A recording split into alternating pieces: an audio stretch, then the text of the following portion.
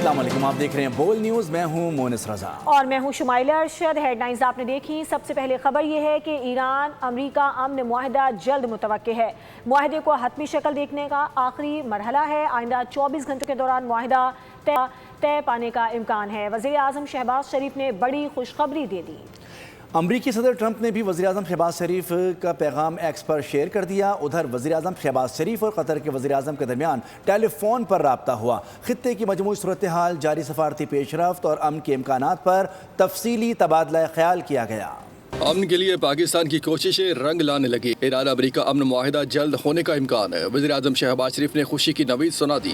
وزیر اعظم شہباز شریف نے ایکس پر پیغام دیا کہ دونوں ممالک کے درمیان امن معاہدے کو حتمی شکل دینے کا عمل آخری مراحل میں ہے۔